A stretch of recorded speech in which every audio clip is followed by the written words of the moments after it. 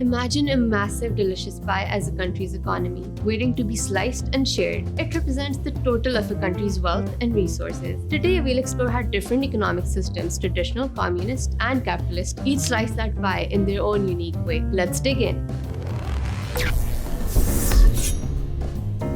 In a traditional economy, the pie is shared based on long-standing customs, roles, and barter. The way it's cut depends on each person's role in society. Farmers get a piece for crops, hunters get another for meat, and so on. But the biggest slice generally goes to those who don't do much of the work: the royals, the lords, the kings, and the queens. The distribution of the pie also remains unchanged over time, relying on what has always worked, with little room for growth or innovation. In this economy, families and communities typically produce just enough for themselves, so most of the slices tend to be modest. In a communist economy, the whole pie is meant to be divided equally among everyone, regardless of who made it or who contributed the most to it. The government decides how to slice the pie to ensure that each person gets the same amount, aiming to eliminate inequality. The pie is collectively owned by everyone, though the state generally controls and distributes it. The idea is that everyone works together to make the pie and no one ends up with a larger piece than anyone else. Finally, in a capitalist economy, the size of each person's slice